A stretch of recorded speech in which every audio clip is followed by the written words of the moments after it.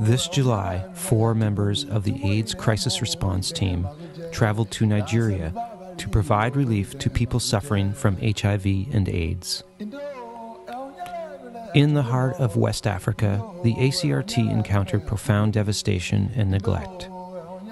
In response, they provided support to orphaned children in the remote villages of Nigeria.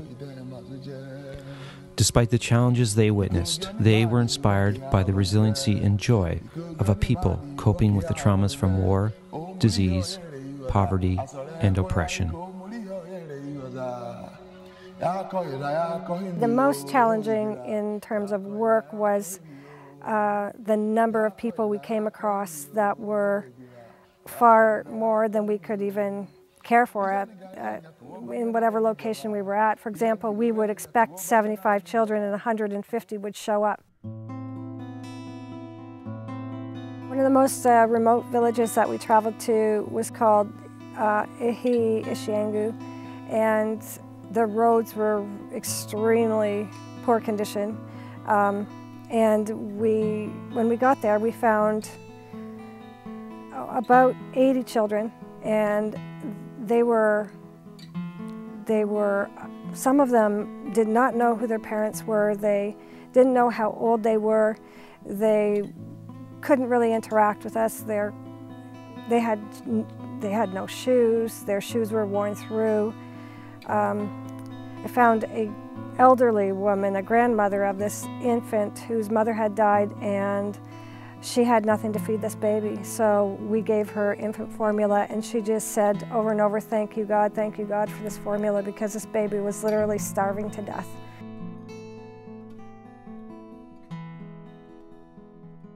Doing music with the kids was just a joy for me, and you could tell that some of these kids were very lacking of any kind of stimulation or positiveness in their lives. And so to be able to interact with them, play music, sing and dance, and play drums, and really get to know them, I feel so privileged to be able to do that.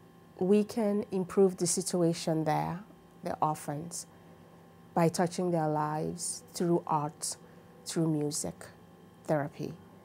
To me, that was awesome.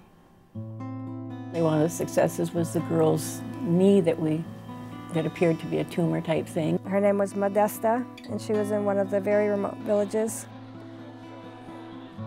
And the ACRT has followed up with sending her for x-rays and then finding someone to be able to further follow up and have surgery and follow up with that girl. That was a blessing for that young child, because she had a whole life ahead of her. It made me see neglect. Someone had missed a point in a child's life. And so it made me feel great that when we said, you know, look at this knee, Lizzie, and right away Lizzie picked up and just boom, went from there. If nothing else, this child was taken care of. We cannot be running around looking at this child and we're just saying we're taking care of them and nothing is done. I don't see the positiveness in that. So that's what we have to do.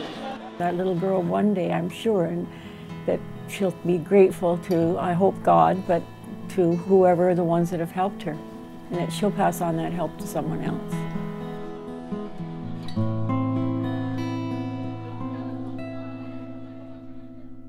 How can we help?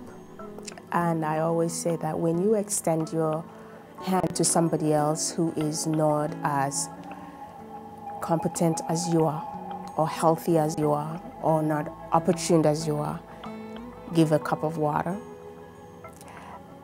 a cup of rice, Tylenol, a vitamin, school supplies, be it a test kit. Whenever you can do that, then you are changing lives. A simple smile can really change somebody's life. You change lives just by mere touching somebody else. There's really nothing more powerful than the human touch. how can we help, and where does our money go to really be the most useful. We can donate our time, we can donate money, we can donate medical supplies, infant formula, painkillers, multivitamins.